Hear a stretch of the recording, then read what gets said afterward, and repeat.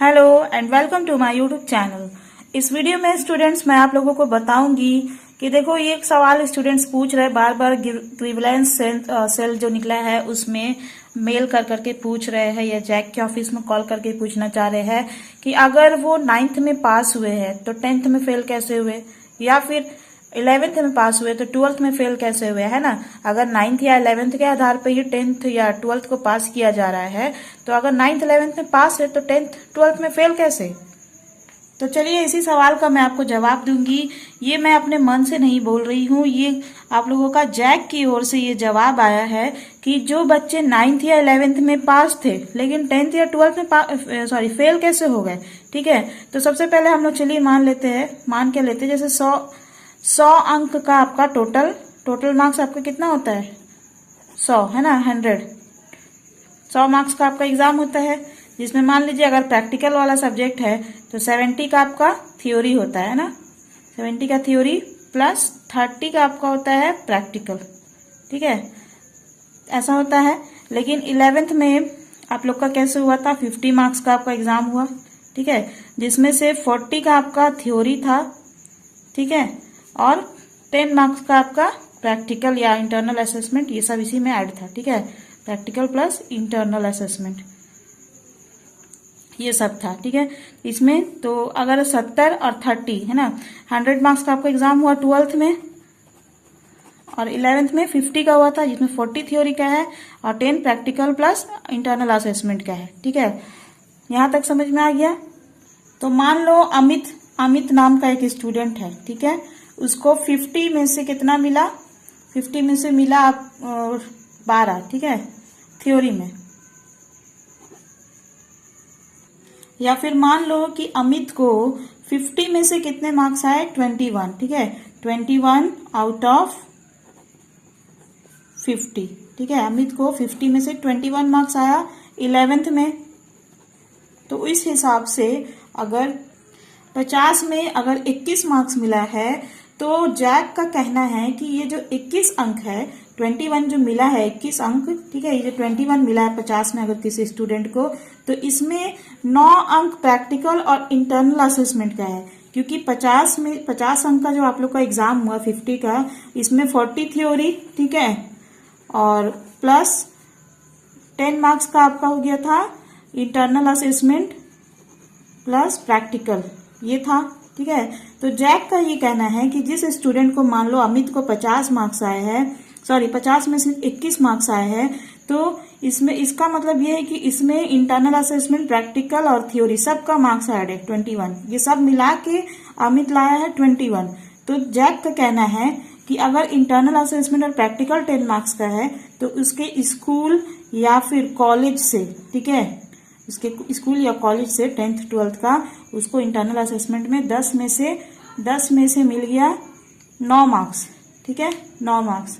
यानी कि अगर देखा जाए, मतलब कि ये हुआ कि अगर 21 मार्क्स मिला है अमित को, ठीक है, अमित का टोटल मार्क्स कितना है 21। ठीक है, तो 21 मार्क्स अगर मिला है, इसका मतलब कि स्कूल कॉलेज से इसका 10 में से 9 मार्क्स जो है वो 21 में ऐड है। यानी कि अमित का थ्योरी में कितना मार्क्स आया, थ्योरी में आया आपका टोटल, अगर जो लाया है उसको माइनस कर देंगे प्रैक्टिकल और इंटरनल असेसमेंट से। ठीक है, प्रैक्टिकल प्लस इंटरनल असेसमेंट। ठीक है, तो प्रैक्टिकल इंटरनल असेसमेंट में क्या बोला जैक ने कि 9 मार्क्स दिया है उन्होंने, 10 में से 9 दिया है स्कूल कॉलेज वाले लोग, तो 9 मार्क्स यहाँ हो गया।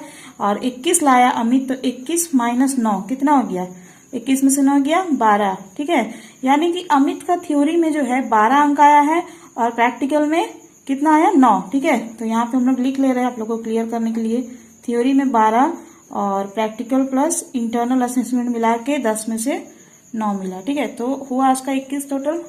तो 11th में जो है आपका थ्योरी कितना का था, 40 मार्क्स का, पहले ही मैंने बताया। ठीक है, और प्रैक्टिकल 10 मार्क्स का, तो 40 में से मतलब थ्योरी अगर 40 मार्क्स का टोटल मार्क्स है, ठीक है, टोटल मार्क्स 40 है थ्योरी का मैं समझा रही, आप लोग समझिए। ठीक है, 40 है और आपको आया कितना अमित को, ऑब्टेन्ड मार्क्स कितना है 12। अगर 40 में से 12 ला रहा है तो कितना परसेंट होगा ये 12।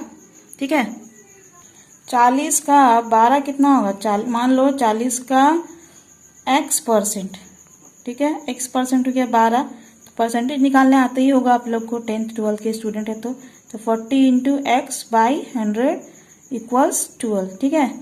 इसी तरह हम लोग ये करेंगे इसको सॉल्व, तो 40x इक्वल 12 इंटू 100, है ना, यानी कि 1200, 40x इक्वल 1200 यहाँ पे आ गया। अब देखो, अगर 40x इक्वल 1200 है तो x बराबर क्या हो जाएगा? 1200 1200 बटा 40 यहाँ पे आ जाएगा गुना में इसके साथ है, तो एक एक जीरो कट गया और 4 के पहाड़े में कितना आता है? 4 तिया 12 जीरो, यानी कि इसका 30% आया, ठीक है।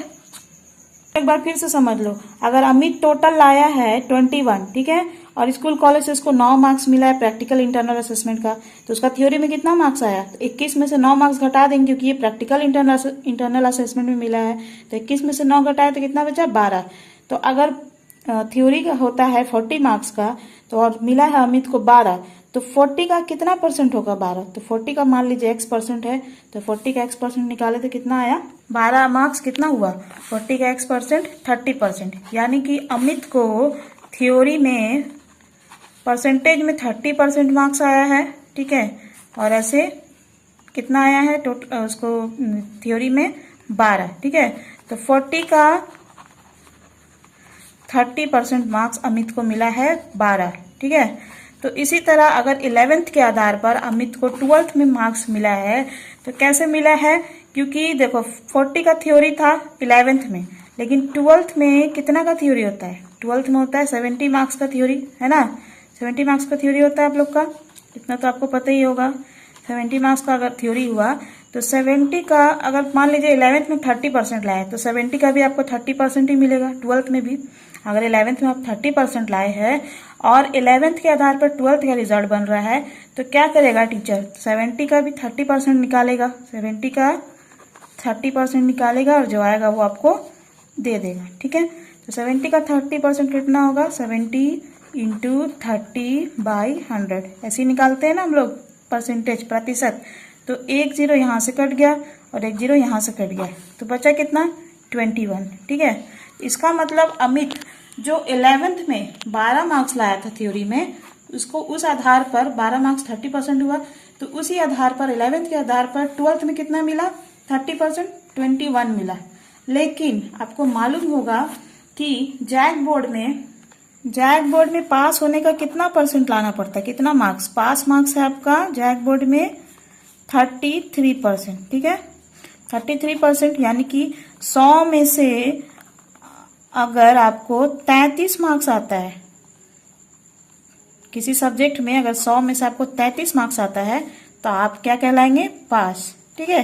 तो 100 में 33 लाएंगे तो पास होगा। लेकिन आपको अगर 11th के हिसाब से, अगर अमित को देखो कितना आया है 11th के हिसाब से 70 का 30% निकला, तो 21 मार्क्स आया, 21 मार्क्स। लेकिन 70 का 30% कितना होगा? 11th के हिसाब से अमित को मिल गया 70 का 30%, यानी कि 21 मार्क्स। लेकिन थ्योरी है आपका 70 मार्क्स का, ठीक है, और पास होने के लिए कितना लाना है? 33 मार्क्स लाना है। तो 33% लाना है आपको मार्क्स, तभी आप पास होंगे। तो अगर 70 का हम लोग 33% निकालते हैं, ठीक है, 33%, यानी कितना मार्क्स लाएंगे तो पास होंगे आप? तो 70 का 33% अगर निकालते हैं तो एक जीरो यहाँ से कट गया, ठीक है, बचा क्या? 7 इंटू 33/10, ठीक है। तो आप देखो इसको डायरेक्ट भी मैं कर सकती हूँ, लेकिन आप लोगों को दिखाने के लिए 33 इंटू 7 करेंगे तो कितना आएगा? 7 3 = 21 एंड 2, 7 3 = 21 एंड 2 23, ठीक है। तो यहाँ पे आ गया 231 और एक जीरो को हटा के हम लोग कितने के बाद पॉइंट लगाते हैं? के बाद, तो 23.1, यानी कि आप लोग को 70 में कितना मार्क्स लाएंगे तो पास होंगे?